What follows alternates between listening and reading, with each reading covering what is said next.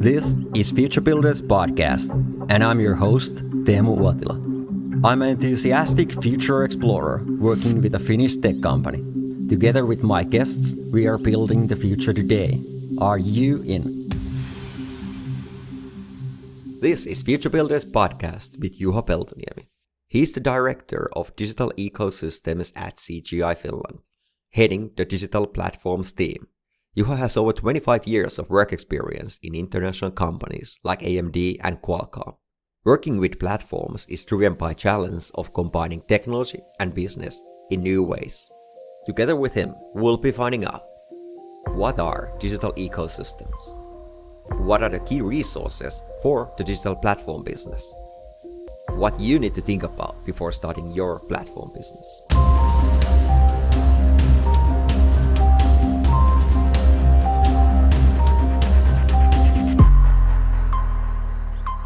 So, this is Futurebuilders podcast with Juha Peltoniemi, Director of Ecosystems at CGI Finland. So, Juha, please give a short background on yourself, how you ended up here and what you did before. Yeah, so very nice to be here, first of all.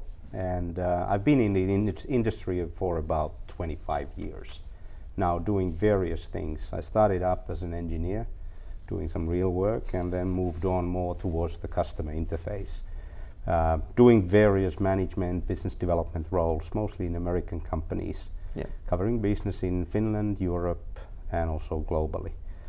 And then moved on to the software world from traditional hardware world some years ago, and been working in companies like AMD, Qualcomm, Tieto, and then joined CGI for about 1.5 years ago. And been enjoying this here. I mean, we've been creating some new things, and last year we started to study a bit about the new phenomena, what's coming up and what's going to be the cool hot topic in the coming years. And we ended up concluding that business platforms are definitely the way to go.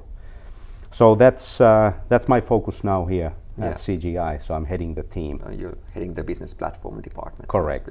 Correct. So can you give us a brief introduction to what is the business platform as a concept and what you want to achieve with that? Sure. So our business platform team is part of CGI Next. So CGI is a global IT company. Obviously, we have end-to-end services, what we do for our customers. CGI Next purpose is to continuously study and evaluate new technologies and new phenomena. And take those into use, develop new ways and methodologies to tackle the challenges that are coming in the world, locally and globally, for our customers. Is it sort of like a holistic approach that you don't define any business sectors, but you study phenomena and stuff all around? Mostly so. I mean, at CGI we do have focus areas on selected technology areas and subjects like finance, healthcare, etc.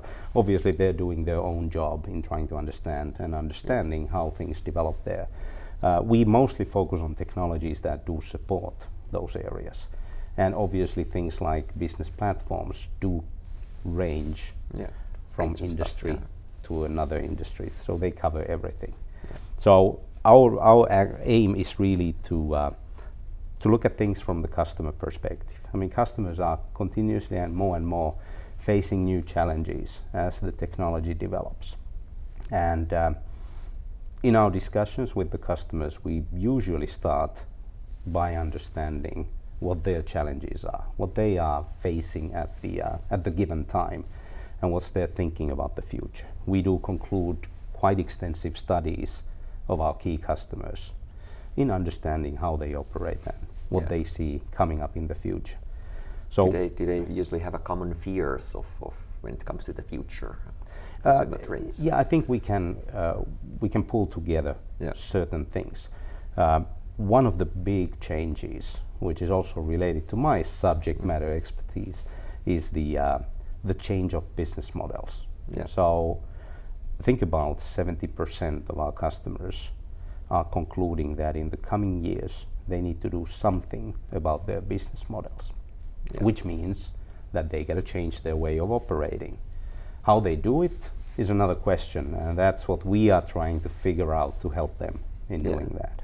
Yeah, I'd imagine that if you are used to work in this traditional industry, you are moving from manufacturing more to service and support of your products. That is sort of like a bigger view of these traditional industrial companies, for instance, that they need to tackle. Yeah, that's the and that usually is related when talking about IoT. Yeah. I mean, that's 4 levels of IoT. First, you gather the data, then you understand the data and make decisions based on that. Yeah. And the third thing is that you start to monetize your understanding. Yeah. And the fourth one is then total independence of devices. Yeah. So IoT business as such, it has complete match to the platform business and business platforms. So IoT was sort of the first concrete thing what happened. But at the same time, as IoT is using devices to measure things and data, platforms usually tend to operate just with the data that is generated by users, and it's not concrete. It's not coming from such concrete sources. Yeah, but the analog is there. The analog is there, and I think that's actually better that you gather or pool this sort of like user data, because you can get sensor data, of course, and it's very accurate. But at the end of the day, every company would, I hope so, would like to influence how their customers buy and use their stuff. So that's not correlated what sensor actually does. Correct, and that's you're bringing up a very good point there. Understanding the end customer, and that's one of the fundamental drivers behind the platform business shift. And I can explain more about it a bit later on. Definitely. I mean, if you look, are there sort of like, what's your typical approach when you start solving these kind of problems when it comes to customer? Is there a method of your work here with Next, or is it always unique and craftsmanship-like approach?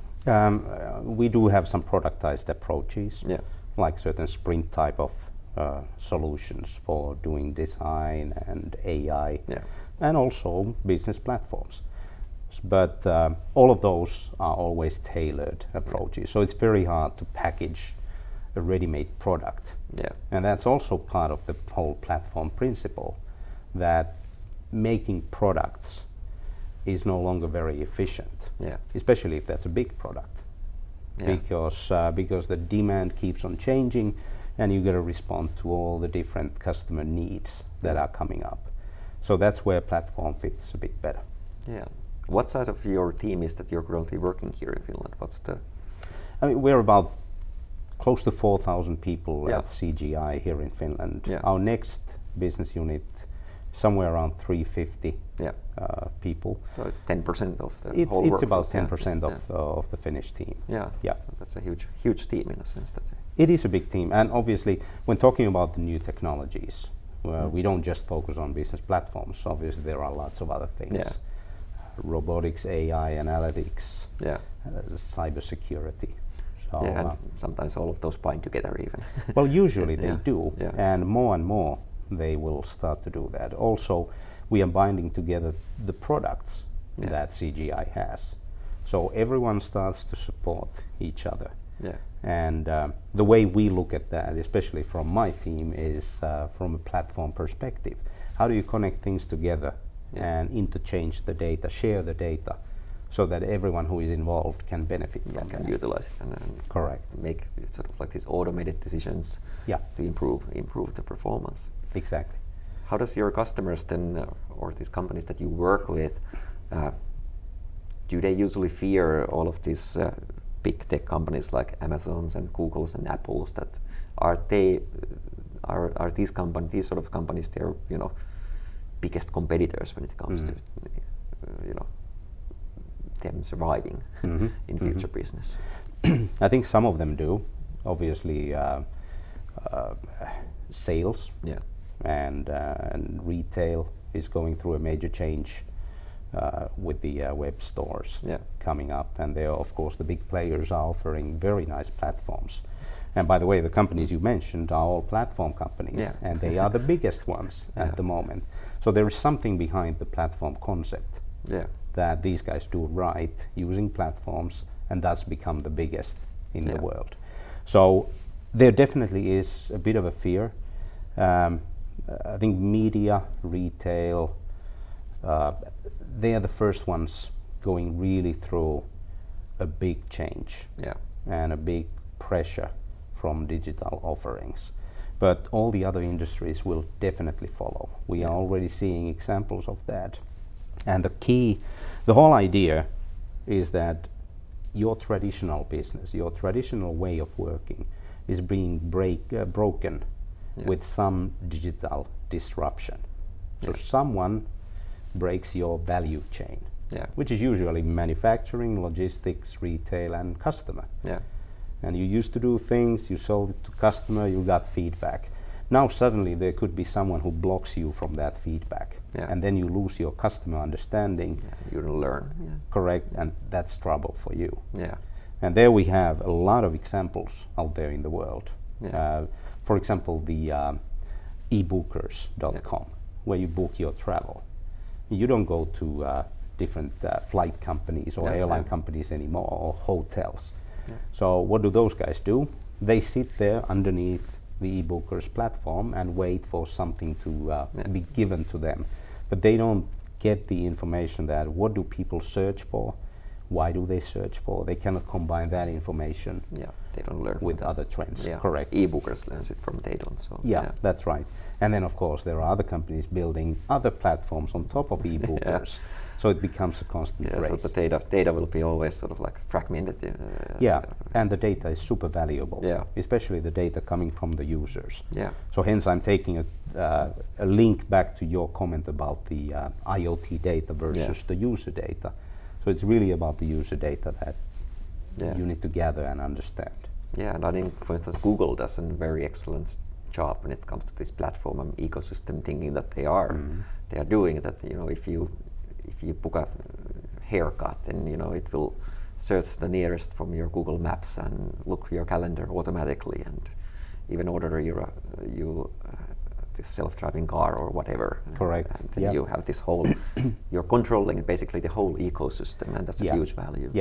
And that's the idea of the platform thinking, that other service providers will be part of your offering. And you don't necessarily even take the biggest bucks out of the transactions, but you take some of it, and you gather the understanding. And you don't need to have the sales funnel sort of like in traditional way that that's you right. have this mechanism in there. So what's the growth vision of these digital platforms? How do you see it? So I think let's take a bit of a step back to define the platform. As such, because it has certain interesting history that is driving it towards the way it's being used at the moment. So the term platform, I mean, that's been used for ages already.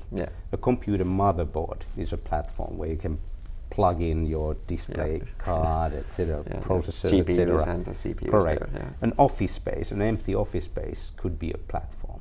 The new library opened in Helsinki is a platform which offers different services to different people who can come together and start sharing. So that's the first step. Platforms have existed all the way. Then in the early 2000s, late 90s, the open source thinking and the mentality started to grow. And people started to adapt and understand that sharing can actually bring you more value than keeping things to yourself. And the whole open source thinking has been obviously developing in the software world really rapidly. So now you use open source code most of the time. Correct.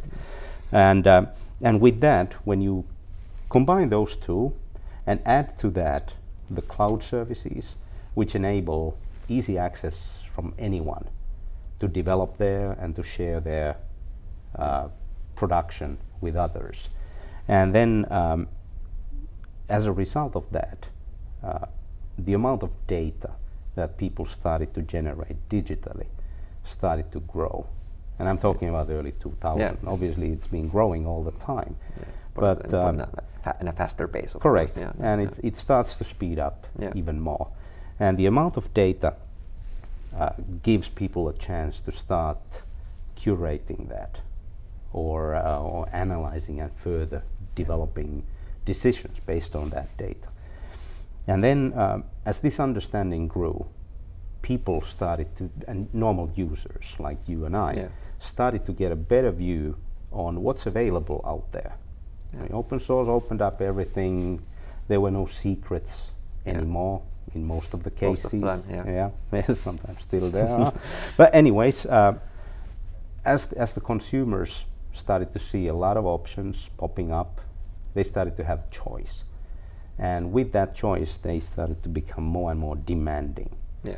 And that again led to a situation that when companies are doing product development, especially in the consumer world first, how do you serve all your customers? You don't really understand what they want, but all of them want different things. Yeah, something out of Yeah. you. Yeah. And you have only a limited budget to make your product. Yeah. So you picked a group. But then now, as things develop, even that group becomes more distinguished. Yeah. And everyone wants different things. So as a solution to that, companies started to think of ways how they can open source their products and Yeah. start getting outside help in doing development. Yeah. And with that, it sort of spawned the whole platform thinking. Yeah. Crowdsourcing it. Yeah, Making it. all of that combined led to a situation that someone figured out a way to bypass certain legislations like Uber Yeah. and take into use the unused capacity that is Yeah. out there. So really think outside the box, and it's not rocket science, Yeah. but it's a new way of thinking. It's a new way of thinking. Yeah, supported by the sharing mentality. Now we give some, we gain some, Yeah. and that's the whole purpose of the platforms. Yeah. So to conclude, really a platform, it's all about sharing. It's about data and controlling the data and understanding it, further curating that. It's about cloud-based services, which are scalable, can process large amounts of data, and it's about new business models.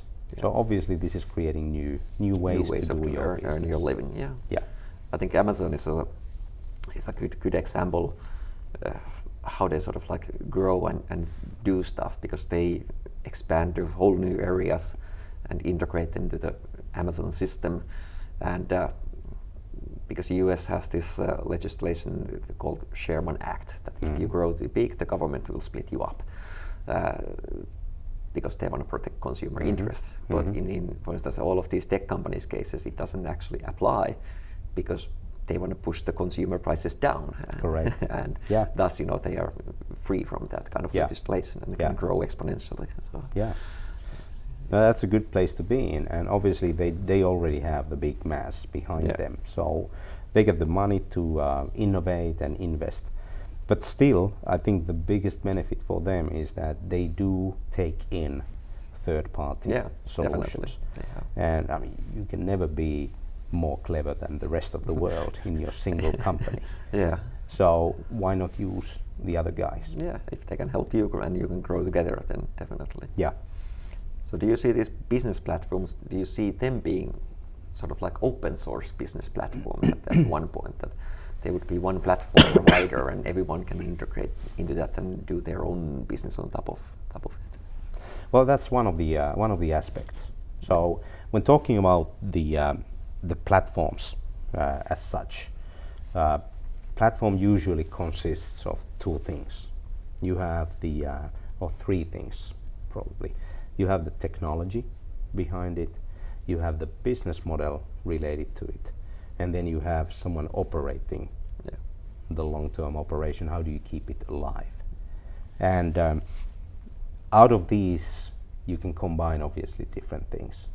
But the technical part, it's pretty simple actually. Yeah. It's a cloud-based API interface solution, and then you have some data storage and virtualization. Yeah. And that's it. Then you operate there. Obviously, there's some more. Yeah. But I'm oversimplifying that because the challenge in the whole platform business lies in the business model building. Yeah, definitely. I mean, And for instance, your customers and your companies who you work with, they don't buy from you technology. They buy you business solution that is done via technology because it's scalable and has a larger reach than traditional ways. And that's a bit of a challenge we're seeing at the moment in the industry. I mean, there is still a misconception of terminology. Yeah. So a platform for some means a pipeline which connects supply and demand. And then when people meet, they go outside the platform to conduct the sale. Yeah. A lot of the platforms are like that, even though they are called platforms. But you don't really make business with those. Yeah. A real platform, on the other hand, is something where you have still demand and supply, but then you gather the data and everyone who is there is sharing some of their data into the platform. Yeah. It's giving the permission that, okay, we'll give you some of our crown jewels to share with others. And as a result of that, someone else can come in and be a clever person, use your data with someone else's data, and create some new understanding on your business or your industry. Yeah, behaviors and Behaviors. stuff like And then they can sell that information back to you. that. Yeah. And that's sort of that's a thing which gets platforms going. Yeah. I mean, it's not easy to get them going. You need, there are several different launch strategies that you can do. You can piggyback with someone else, like Amazon. You can do your own web store or retail and just sell your stuff in Amazon. They already have the platform. Yeah. And then maybe you are successful and build something else Build your yourself. own, On the other hand, you can lure in a lot of users for some reason, sharing their own data, and then you sell it to suppliers like companies, or vice versa. You serve the companies with some special service. Like Open Table is a good example. Yeah. They served restaurants first, and restaurants used their service to book their tables. When they got a call in, they used the Open Table software to manage their tables. So then Open Table figured out that why do we need the phone call? And they opened it to the users. Yeah. And as there were already a lot of restaurants, huge amount of users started to flood in. Make it and easier for them. that made it fly. Yeah. So once you make it fly, then, and I'm talking about the business side of things. The first is the launch strategy. The second is really how do you manage your platform, and this is the most important thing, as we have found out with our customers. That's where we get most of the questions. Most of the misunderstandings are related to the governance of the platform. It's about the behavior. It's about how do you add, behavior of the users who are in the platform. How do you add in new users? What are the rules? Can anyone join, or is there some limit? Restrictions. Who decides? Is it one person or one company? Or is it a group of companies, like with Linux? Different solutions serve obviously different purposes. But then also, how do you handle misbehavior? How do you handle problems? Who gets reports, etc.? Technical problems, etc. And we're currently writing a sort of a rule book and expanding that, which we use in our platforms. It's sort of a starting point for our customers, that this is what you can use. I think Reddit does actually quite a good job on how they handle people, sort of like how people behave within Reddit. That if you get enough downvotes or negative things, then they will automatically, other users will disregard your message and then it will get deleted. So it's a lot of this communal responsibility that they operate in that. And that's actually a thing. Even if you build in a voting system, thumbs up or thumbs down, some people might misuse that. They give you a lot of thumbs down. So one way to tackle that, which needs to be taken into account, is that you disconnect the time of giving the thumbs down to the actual time of it showing up there. And then also obviously you filter Yeah, you don't get this thumbs down. Negative trend there. Sort of Yeah. So those kind of things need to be taken into account. And as with this example, we are already drilling down into very tiny details. Yeah. And there are a lot of those there are details. there are multiple variations there. Yeah. So that taken into account, the governance really is a key point. Yeah. And then a third, there are 4 things in the business. First one was the launch strategy. Second is the governance. Third is really the how do you manage and operate the platform? How do you create the network effect? Yeah. How do you lure in more people? And how do you keep it alive? Yeah. And what's important is that you balance the demand and supply. So, for example, if there are less suppliers than demand, then the users will just go somewhere else and buy from there or get their solutions from someone else. Yeah. So you got to be very quick in reacting, in luring in new suppliers. And retaining them also. Correct. Exactly, retaining, because sometimes people also disappear. How do you get them back? And a trick, actually, which is very publicly used, and it's also sort of accepted, is that you create fake profiles. Yeah. Which is, I don't know, morally, you could think that that's wrong, but a lot of companies use that. If they feel that users are disappearing and companies are maybe going out, they could do that, or they could make some special offerings for people to join. Yeah. Maybe some discounts. That's another very widely used thing, and then get more users. The key is to keep it balanced, and it keeps on fluctuating all the time. So that's a key thing. And the fourth thing in the whole business model is the actual business model. Yeah. How do you and how do people make money in that platform, and how does the money flow? Yeah. And here's another misconception that very usually comes up from the customers, is that let's put an API platform in place and then we charge for everyone's transaction. Yeah. That's where a lot of people start. Yeah, it's sort of like simplified way of doing it. Correct. Well, then it pays back in 2 years' time. Or that's right. Well, in that case, it's very difficult to sell it to users that come and use this instead of using the direct channel. And by the way, we charge you for some extra. So that needs to be done gradually. Yeah. There could be a transaction-based fee, but usually it comes into a question when people really see some added value in that. Yeah, it needs to be really anchored into the individual's actual needs or core needs, sort of like what they have. Yeah, that's the fundamental question when building the platform. What's in it for me? Yeah. Then people do join if they feel that they get the value, either in form of discounts. And now I'm talking about the users. Yeah. You get discounts, or you get some cool visibility for yourself, or you get access to some special things that are not available somewhere else. Yeah. And you got to be able to build those. So to balance all these 4 things, you need someone operating the platform. And the platform operator role is a key role. Yeah. And that could be, in our case, could be basically anyone doing that, who just understands how to operate that whole system, sort of like. Yeah, and how to keep it going.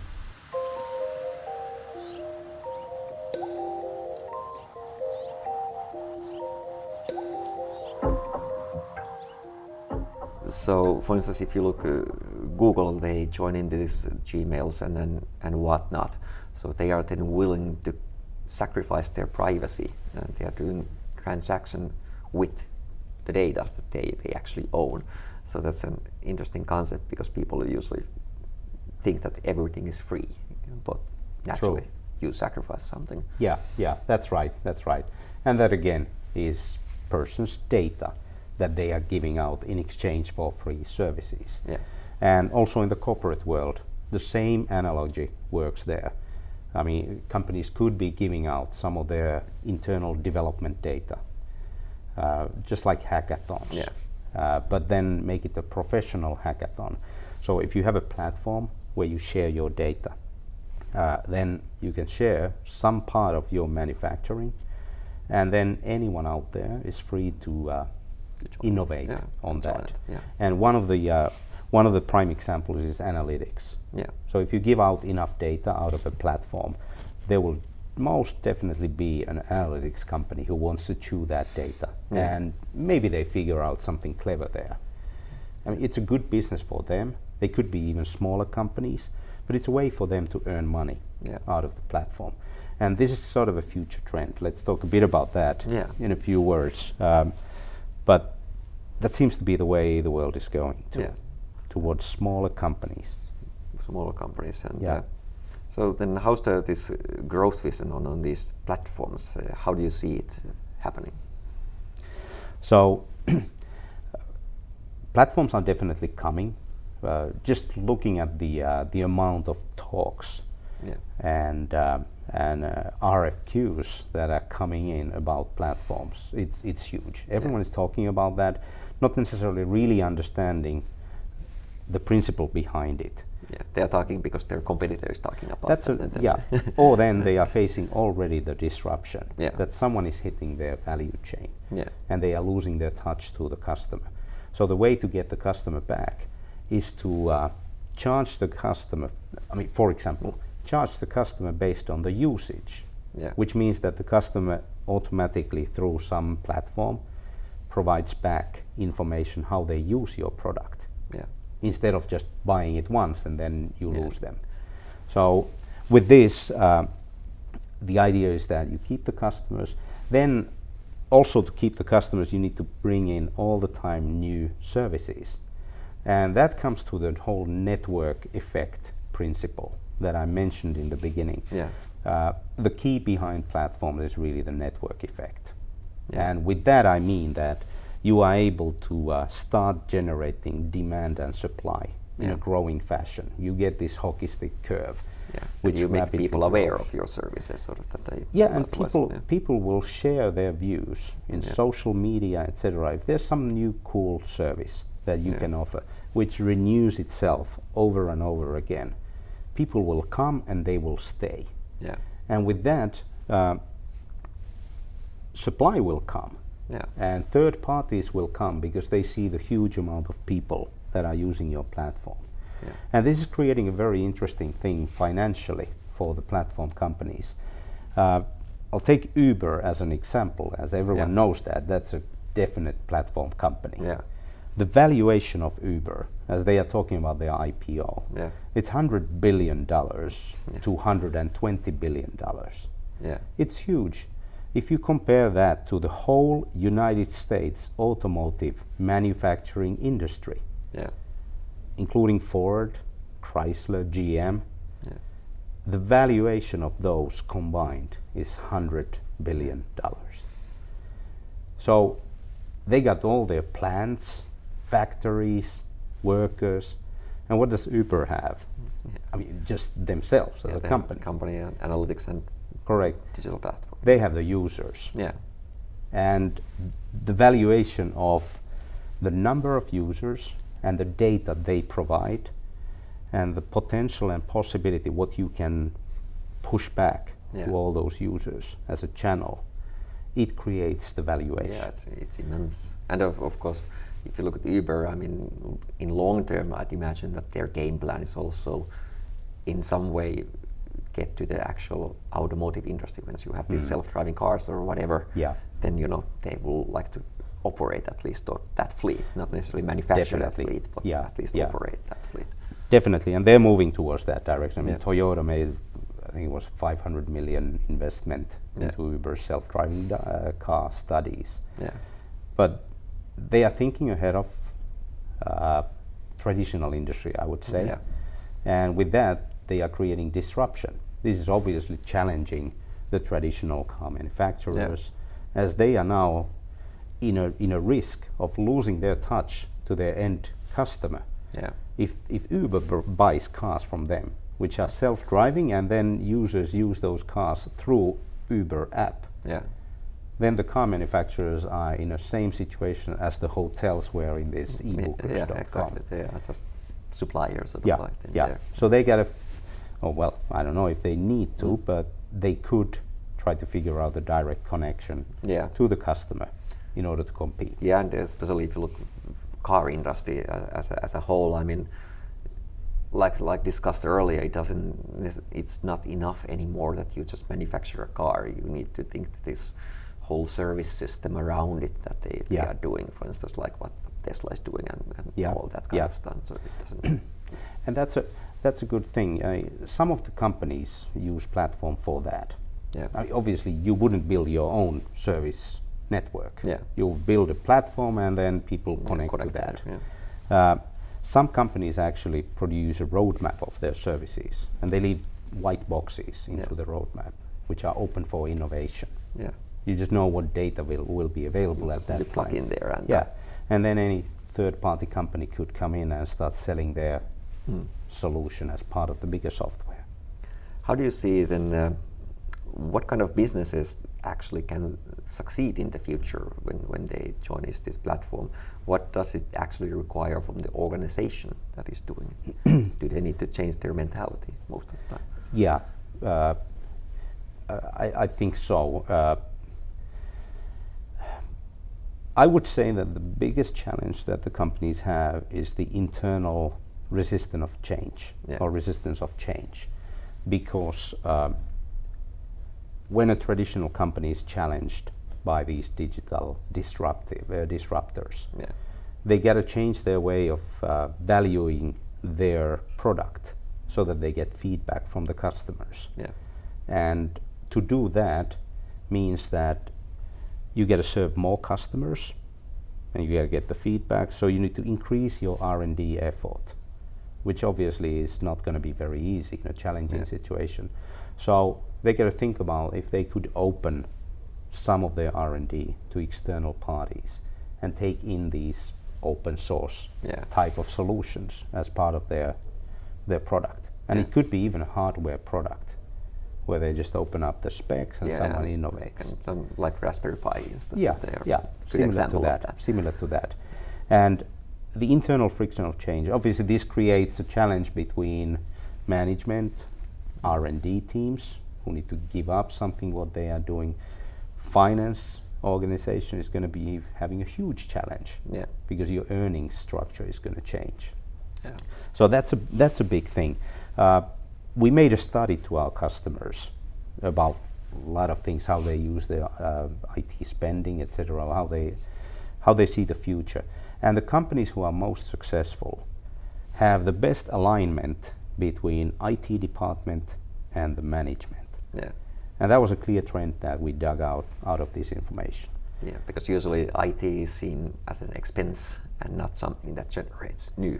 In a way, and also what IT sometimes does, they disconnect. You know, we talked about the platform that is both technology and business. Yeah.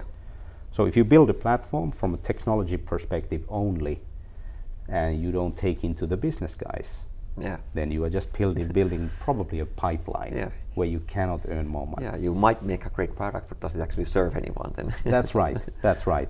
So it was an interesting trend. Yeah. And definitely that's in our discussions with the customers, that's one of the first things we bring up. Yeah. In understanding how do these both parties see the situation. Yeah. How do they see the future and how could they align a bit better? Yeah, I think it's sort of like this, if you look big organizations all around the world, I think they are sort of like this, in a transition phase that you have the old systems in place, all IT infrastructures, all ways of doing things, and then you want to change to this new kind of organization, but you still have the legacy of the old systems in there, so that's going to hinder them in advancement, and that's why these younger companies are driving up past them. Yeah, that's right.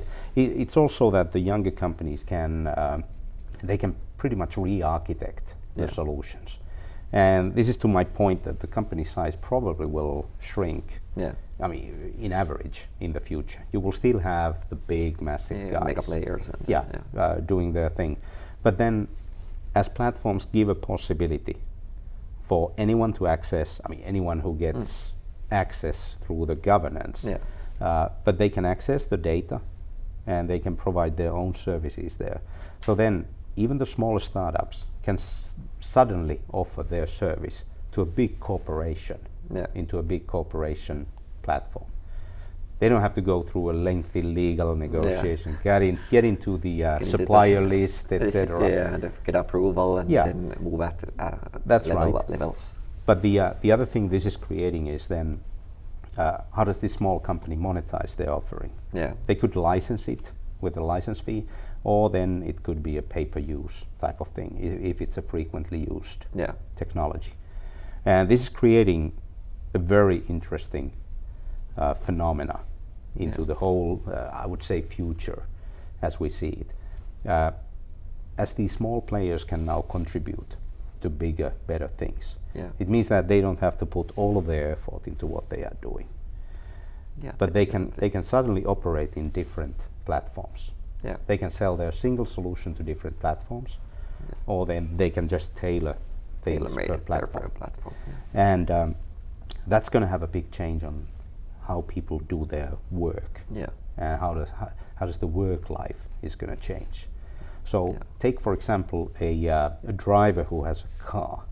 He could be driving Foodora, Volt, Uber, and Lyft. Yeah. And all of those 4 things at the same time. Yeah. And then there are a few others that he could also be doing. Yeah. So what is this guy's profession? Yeah. And we're going to be seeing similar things coming up more and more, that people are suddenly serving different general service programs. But they could be even specialists in doing that. Yeah. He could be a really good driver, if we take this as an example, or he could be a really clever analyst digging up information that no one else figures out. And he could sell that to different platforms in different roles. And this sort of brings back the discussion to the continuous learning that governments, especially the Finnish government, is now talking about. That people need to be learning all the time. So that's going to be definitely a reality. Yeah, and I mean that's whenever I go and have presentations at universities or anything like that, I always tell them that once you graduate from here, the learning doesn't stop. I mean, it definitely you can stop it, but most likely you don't grow as a person or grow in your work role. That's right. You don't keep it up. So. Yeah, that's right.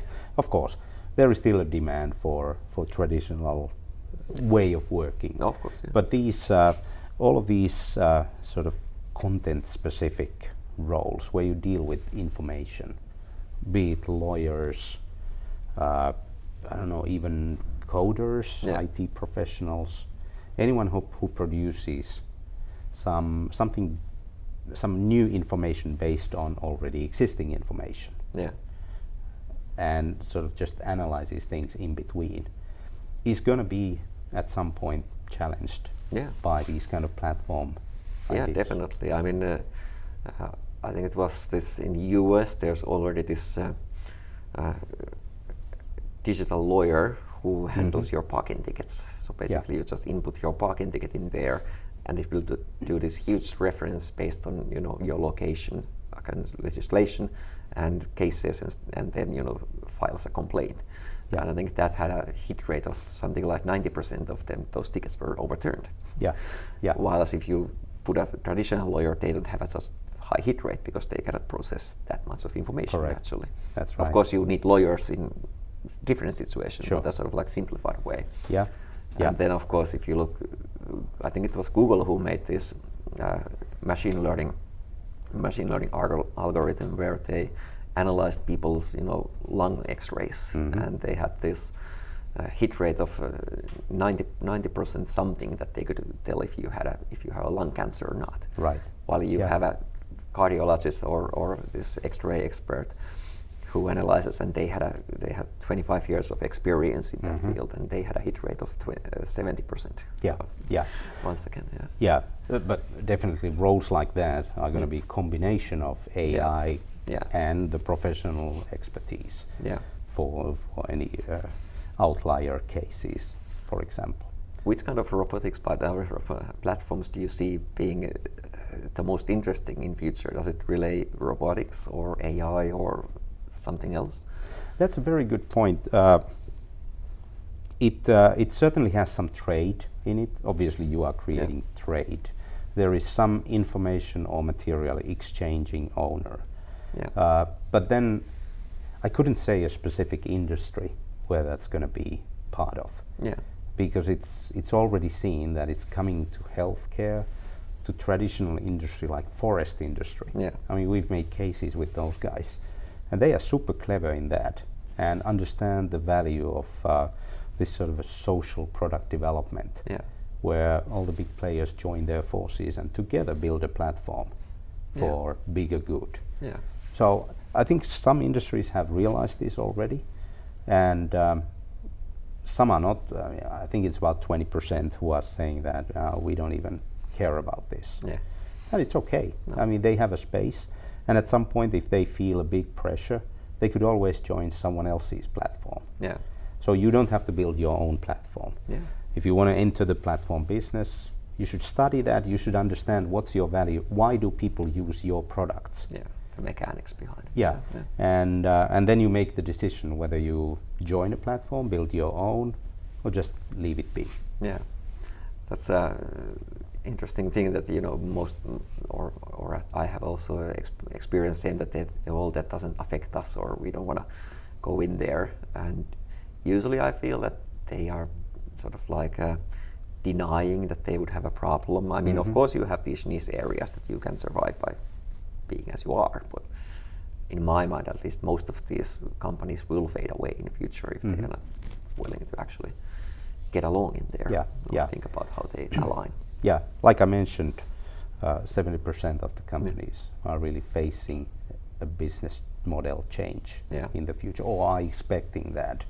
Yeah. So there is an understanding, but then how do you tackle that is another thing. Yeah, it's a very complex matter if you have an organization of 10,000 people. Correct. Yeah, I mean, those are huge platforms that when you start to just put it together and understand who are there, who are users, why would they be in, you get a very large model that you have to do. So what we have done in our team, we have put together a toolbox which consists of certain processes, canvases, guidelines, etc. To get things started. To go through with the customer to create a better understanding how suitable is the business platform for that specific company. Yeah. Are they already facing a bad situation, I would say, or losing their touch with the end customer? Yeah. And what are the other guys doing? Yeah. So that's what we usually start our engagement with our customers. How do you, if you think about companies or individuals who might be thinking of joining or creating their own platform, what would you say are the top 3 to 5 things that they need to think about before they enter that domain? Good point. There are definitely more than 3 to 5. So top 3 to 5. The first one is really, do I have something that some people want more than something else?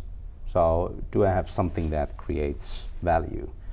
The other thing is, would it be okay for me to give up that product in exchange for something better? So that's usually related to something. If you have a product, it uses some content. So think about this, product versus content. Which one is more valuable?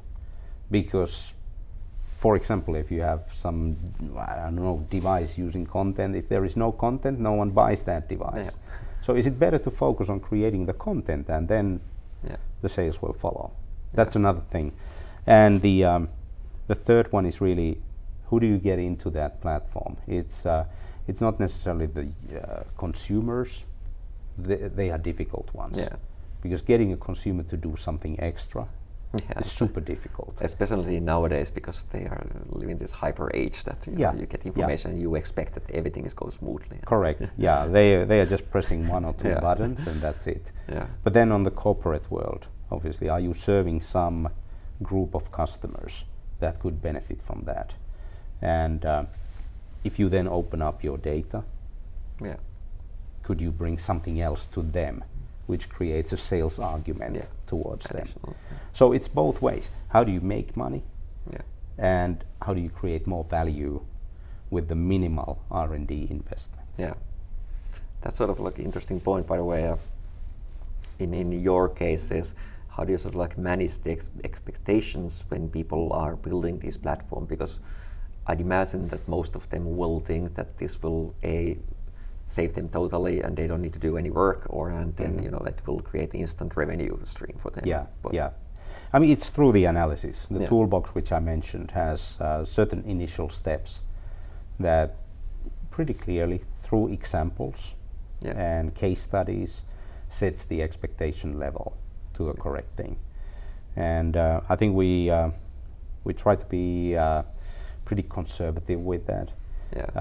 When people are thinking about platforms, they usually paint with a big paint roller. This could be solving the whole problem, all the water problems and the hunger and that sort of thing, and they could. But then you really got to start with something concrete, and you cannot concretize a huge idea. Something concrete and measurable that you can follow and track. So you make your launch strategy. You pick the parties you want to get in, pick the product, and then you get it rolling, and then gradually start putting things together. It's a very iterative process. So again, it's not about making a budget this year, using it next year for a platform, and then seeing what happens. It's in much smaller steps, and you got to be able to adapt all the time. That's why it's important that you have both technology and business hand in hand going through the process. Not in unequal position in that sense. One thing that actually is also interesting, that nowadays at least people or the younger generation will expect that organizations and stuff then and others will take some sort of stance when it comes to saving the world and the environment and stuff like that, while naturally on business point of view, organization firstly always need money in order to pay the salaries and keep things going. So do you find it as it's hard to combine these two factors when it comes to these platforms and disruptors? I think it's even easier. Because with the platform you can open the door to the greenest solution that is out there, or the most acceptable one. And then you can just, through your governance, if you build your governance properly, you can guide the innovators to serve your purpose. So if you want to make it, for example, a green platform serving green products and economy, then anyone who gets in needs to adhere to those rules and provide back you good results.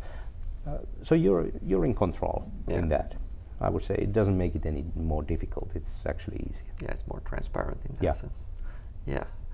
We're running out of time. We have spent already hour of your time roughly. So are there any last points where people can hear more about you or learn more about this stuff? Any websites or handles that you? Well, we got the obviously the company website. There's a blog. And there are some thoughts about how do you put your platform together at cgi.fi or com. And I do visit our customers quite a lot, myself and my colleagues, obviously. So the best thing is really get in touch, and we'll use our toolbox to start opening up. Solving the problems. Solving the problem. I mean, assessing. It's pretty quick to assess what is possible, because again, people are already doing this, and nowadays it's actually hard to find an industry area where there isn't a platform idea already in place. So we can use those as a starting point and compare what is the situation. Yeah, definitely. Well, great, Juha, and we'll have a following the session regarding future at some point, definitely, to follow these things up. But great to have you here. Yeah, and thank you for the time. It's really interesting, and for the future, I need to leave a teaser that, as I mentioned, the way of working is changing, the companies are changing. So obviously, we could speculate another hour on what's coming up next. It's going to be. It can be way longer also. Yeah, the possibilities are endless. That's right. No, but thank you. Yeah, thanks for the chance. You just listened Futurebuilders podcast with Juha Peltoniemi, talking about how businesses can succeed on digital platforms. Join the discussion and follow us on social media. You can find us by using keyword Futurebuilders and visit our website wearefuturebuilders.com. If you have any questions, recommendations, or you want to be our guest, please drop us an email, team@wearefuturebuilders.com.